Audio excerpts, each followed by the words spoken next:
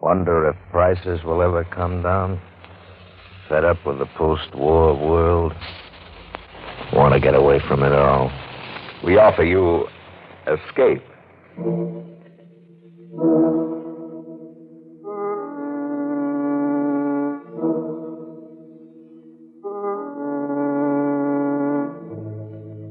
You are standing at the edge of an enchanted grove, lured by a soft, caressing voice inviting you to destruction. You have nearly sold your soul to an ancient goddess from whom you must escape.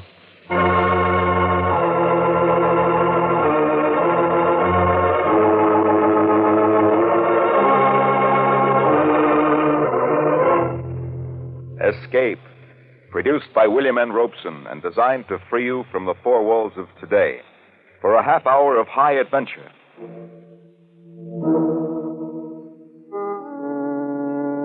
Today we escape to the African veldt and an enchanted shrine of great antiquity, as John Buchan told it in his weird story, The Grove of Ashtaroth.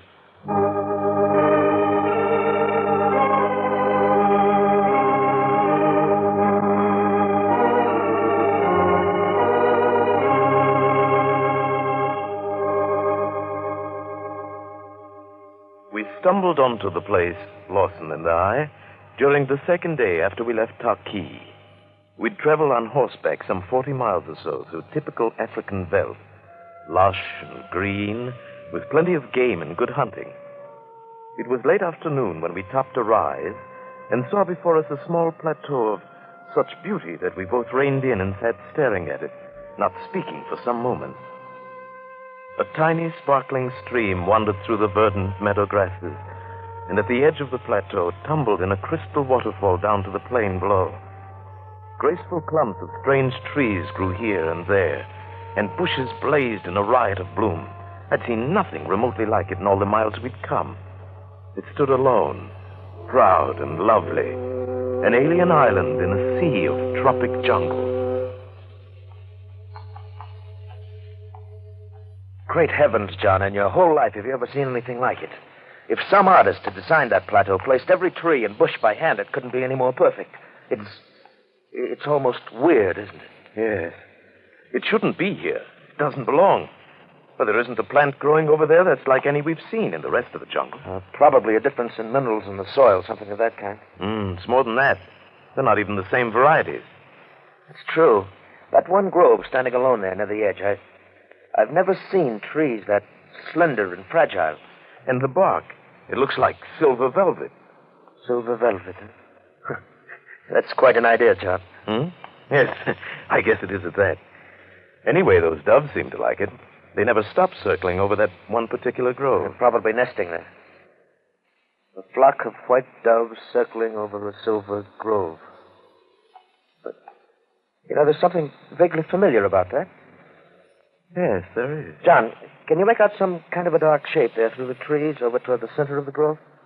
Yes. Yes. Come on, let's ride over and take a look, No.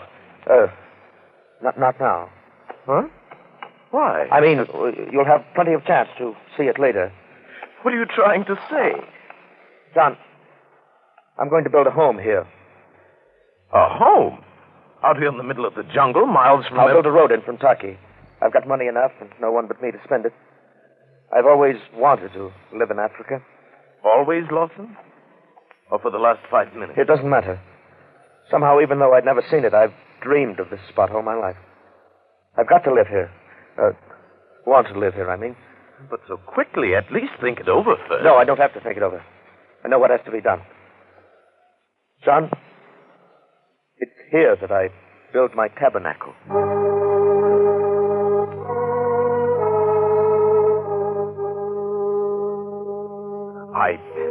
I couldn't understand Lawson giving in to this sudden, foolish impulse. It wasn't like him. But there was nothing I could do. I left him at Taki the next day and returned to the matter-of-fact world of business in London. And it was 3 years before I saw him again. 3 years before I returned to Africa to find that he'd built a manor house in the jungle and equipped it with all the conveniences of the English countryside. of which not the least was Travers, his butler. May I be so bold as to say it, Mr. Buchan? It's very good to see you again, sir.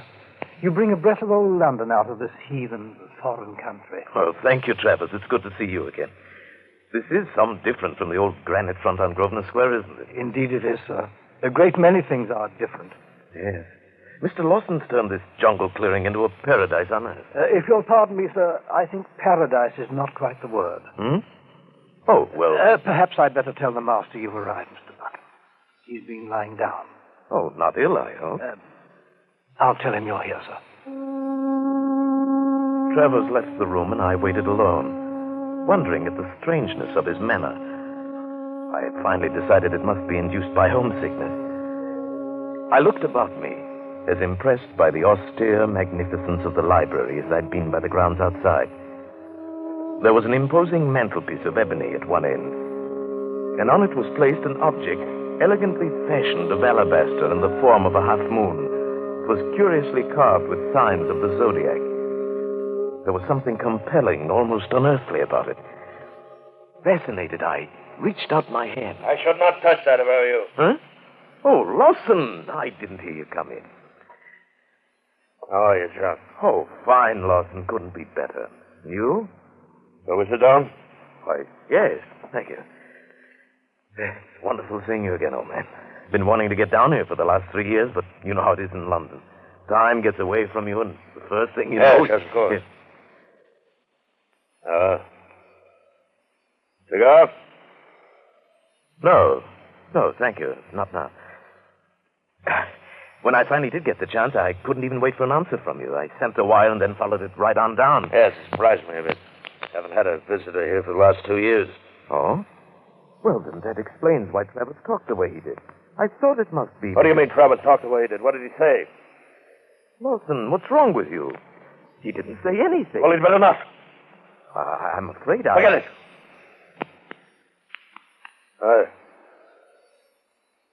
I'm sorry, John.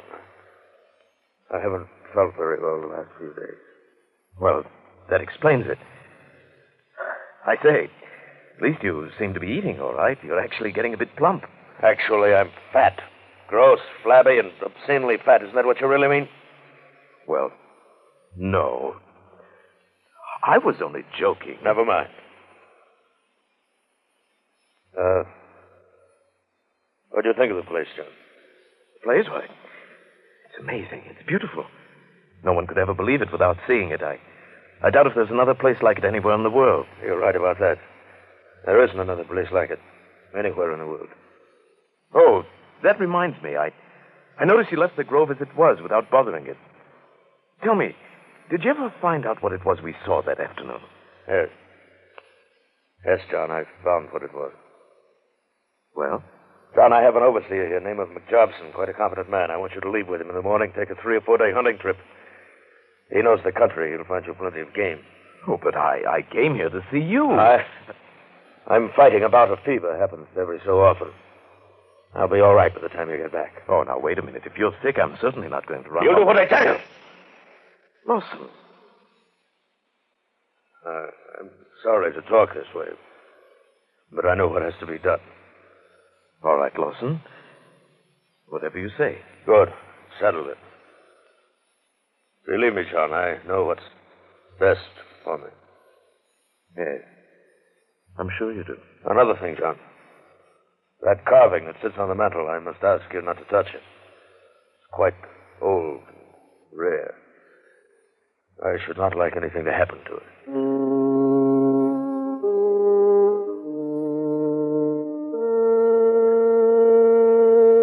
That night when I retired, I found it impossible to sleep. I tossed fitfully, trying to think of some reason for the great change that came over my friend in these past 3 years. Drugs, drink, actual sickness, either physical or mental? No, none of them gave any complete answer. My windows looked out across to the turf, and I saw the grove of strange trees. It was bathed now in the moonlight by a soft, silvery haze. Even now, in the middle of the night, the flock of doves circled in the air above it, gleaming white from wing and breast as they wheeled in the shafts of moonlight. I dozed off finally, to wake up suddenly in that brief hour before the first light of dawn. I happened to glance from the window, and in the fading moonglow saw a figure approaching the house. It drew nearer, and I saw it was Lawson, barefooted, wearing a white dressing gown. Shortly, I heard his weary steps pass my door, and afterward the house was silent. I lay there wide awake. Lawson had been coming from the direction of the grove.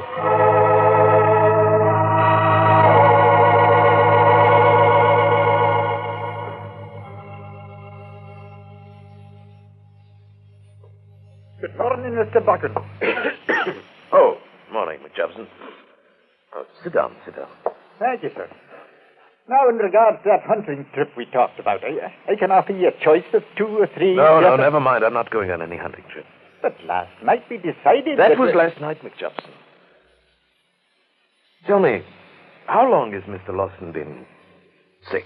Oh, it comes and goes. Happens about once a month like this. He's not the man that he was when I first came here. Do you have any ideas about what might be the matter? Aye. Well, what are they? If I told you what was in my head, you'd think me daft. Why don't you wait until tomorrow? You won't need to ask. It's the full moon, the next. Full moon? What does that have to do with it? You'll find it in the Bible. Read the 11th chapter of the 2nd book of Kings. Good day, sir.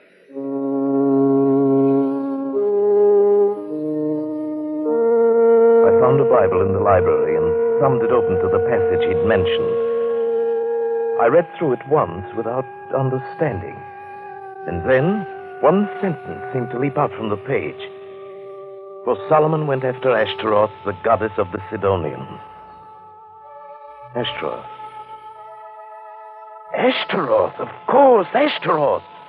Goddess of the ancient East, whose strange rituals held a dark fascination for the children of Israel, over and over luring them away from their fierce prophets to worship at her shrines.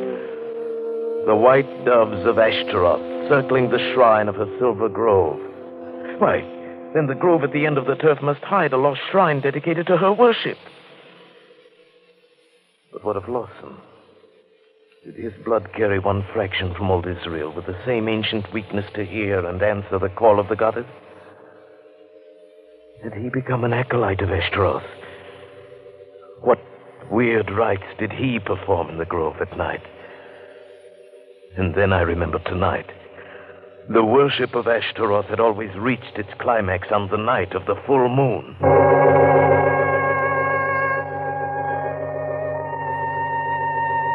Lawson did not appear all day. And that evening, after dinner, McJobson and I took up our watch on the dark veranda, looking into the windows of the library. We'd been there at least an hour when... Look. It's Mr. Lawson. Just came into the library. I see him. Wait, what's he after? I suppose he wants the little figure on the mantel.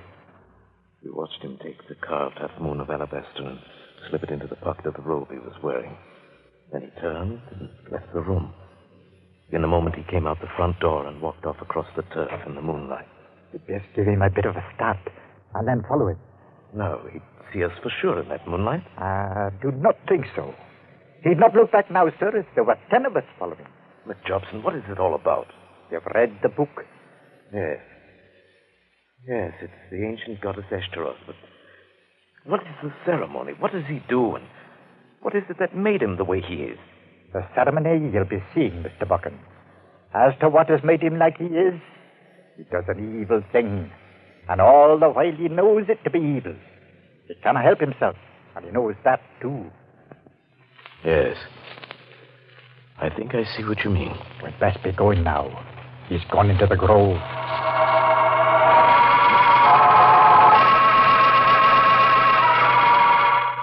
We crossed the turf quickly and passed into the black and silver shadows of the moonlit grove, working our way carefully toward the center. The only sound at first was the piping of the doves circling high over the lacy branches above our heads. I saw as we approached that the center of the grove had been cleared to form a small circular arena. It was covered with smooth turf, and standing in the middle of it was a cone of rock 30 feet high, a smooth, sharp tower of stone that pointed up toward the tops of the trees. And then I saw Lawson. He stood by the base of the conical tower, his arms uplifted, the symbol of the half moon bound to his forehead, and chanting words with meanings I could not even guess. Now Lawson threw off his white robe and began a curious kind of dance, moving around the foot of the cone on a worn path beaten in the turf, the same path he must have followed many other nights before. He moved faster and faster, uttering now and again a wild cry. We stared entranced at the circle of moonlight. And as he danced, a strange new sound slipped into my consciousness, an earthly melody that seemed to come from the tower, from the trees, or may perhaps have been born within my own mind, tricked by the magic fantasy of moonlight, shadows, and perhaps madness. It brought to me one vivid thought of the warm, soft lips of an unseen goddess, of lips incarnadine, whispering gently and sensuously across the reeds of a panpipe. I stirred uneasily, felt the quickening of my pulse. You must try to resist it, Mr. Buchan. It is only a thing of evil cloaked in a false beauty. McJobson heard or felt it too. Then it was more than a trick of my own senses. Something in me thrilled to the core of the weird melody. I wanted to rush out and throw myself at the base of the stone tower to dance as Lawson was doing, to spend all eternity in adoration and worship of the beauty of Ashtaroth. No, Mr. Buchan. Think what it's done to him. Fight it, lad, fight it. I lost all knowledge of time. The dance had grown swifter and fiercer. The moonlit figure in the clearing moved faster and faster, postulating and gyrating in tempo to the crazy rhythm. My blood was pounding in my throat, my ears ringing. The music surged through my brain in ever-mounting waves of incandescent sound. Now I was beyond reason, possessed by an overpowering frenzy when the cock crew. Then the grove was deathly still, and at the foot of the tower, Lawson lay unconscious.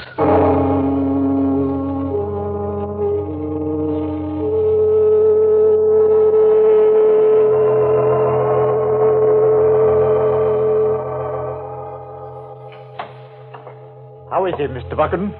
He's lost a lot of blood, but I think he'll be all right. Good. It was a near thing. Trevor's got a couple of sleeping tablets into him. He'll not be waking up before tonight, at least. McJobson, I suppose you know what we have to do. I'm well aware of what should be done, sir, but I've no idea how to do it. I think I do. I shall take full responsibility, but I'll need men, all we can get. The natives will no go near the place, but there's some 30 white men on the tobacco farm a few miles back on the bush. But they want a high wage. I'll pay it, just get them. Would you mind telling me what you're proposing to do, sir? Yes. Something that may sound as mad as Lawson himself. I'm going to deal with that grove the same way King Josiah did. Hey, it comes back to me vaguely. Yeah. Here it is. And the high places that were before Jerusalem, which Solomon, the king of Israel, had builded for Ashtaroth, the abomination of the Sidonians, did the king defile. And he brake in pieces the images and cut down the groves. Both the altar and the high place he brake down, and burned the high place, and stamped it small to powder, and burned the grove. Aye, it is the word of God. We'll need dynamite, but I have plenty of it down at the workshop. I'll go after the men first. We should be ready to start by 9 o'clock this morning.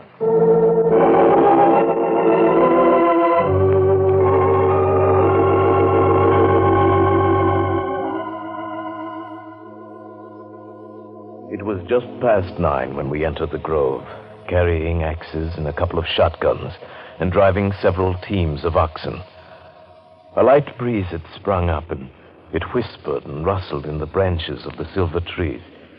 We took care of the doves first, shot them one by one until we'd killed them all, 27, and piled their white bodies at the foot of the pointed rock. Then the men set to work with the axes, chopping through the slender trunks of the trees. Don't get a single tree. Get every bush. Drag them in the pine. Right, you are, Pep. All right, come on. I stood by the stone tower, the high place of King Solomon, and watched while the work went on.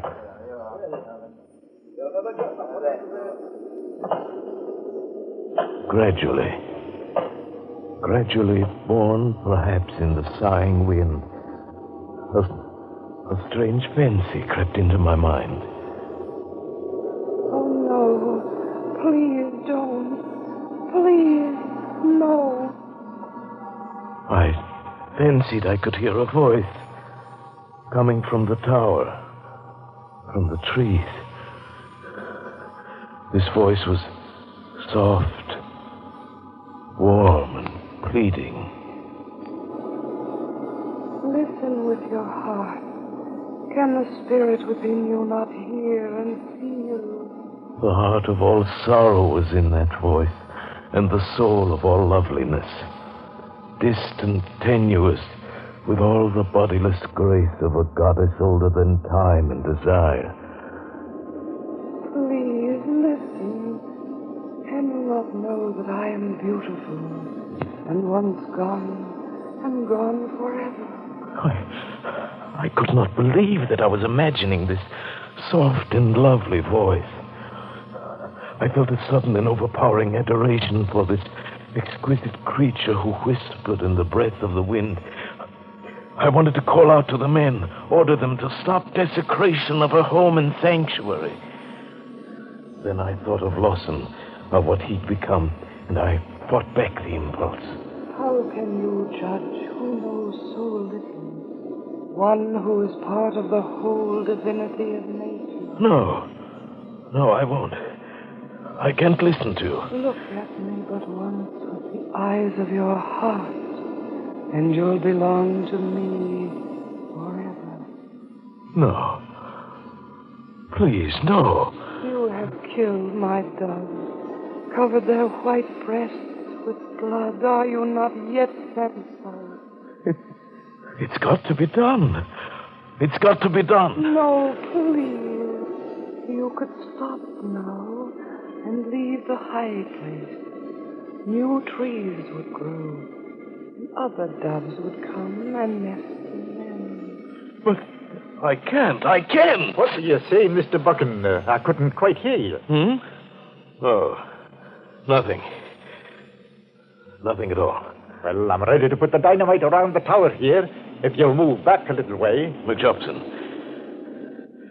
perhaps we could leave the tower. Maybe it's enough to clear the grove. 'Tis not enough. The book says, and their children remember the altars and the groves by the green trees upon the high hills. No. That's no good, Mr. Buchan. Pay no heed to the voices of the wind. Every last stone must be destroyed. Listen to the heart that stirs within you. No. He is a stern man, and a cruel man, and his words are vile with hate. No. Leave me only this one last altar. No. All right, McJobson. Go ahead with it. Place the boxes of dynamite close together, lads. Easy now. No. Even now, it's not too late. I walked away slowly. The piles of tree trunks were burning now. The smoke swirled in the wind. I would leave this place tonight. Yes, I would leave this place forever. Then write a note for Lawson, telling him of what I'd done. And I was very tired. Oh, please, listen, while there's yet time. The thing once done can never be undone, and once gone, I can never return.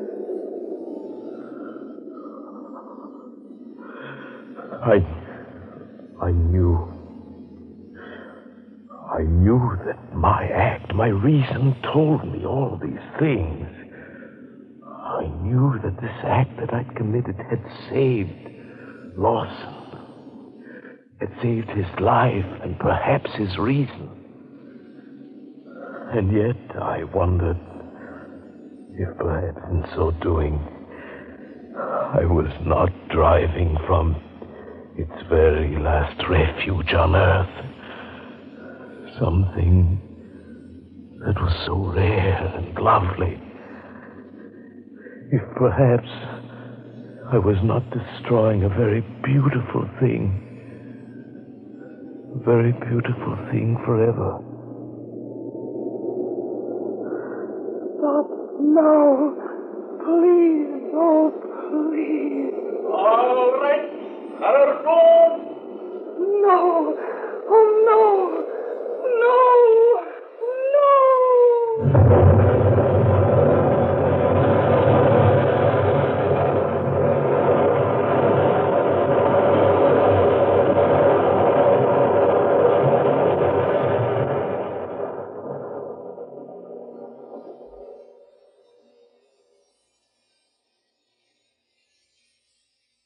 Silence. Nothing but silence. And I heard the sweet voice no more. And my face was wet with tears.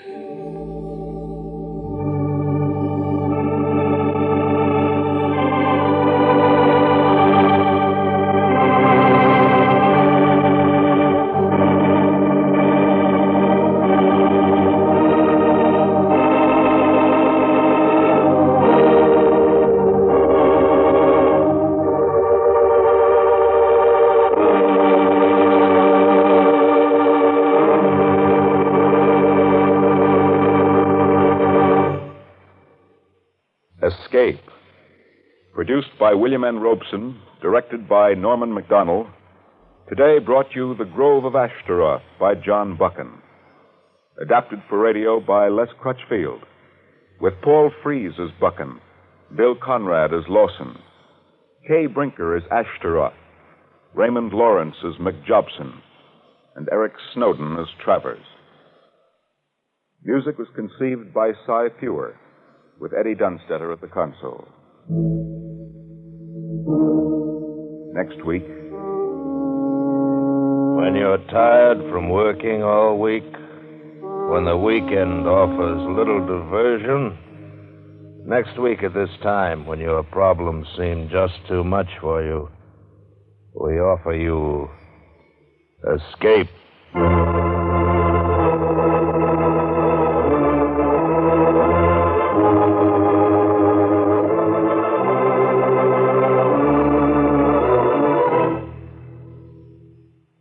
Next week, we bring you another exciting story of high adventure.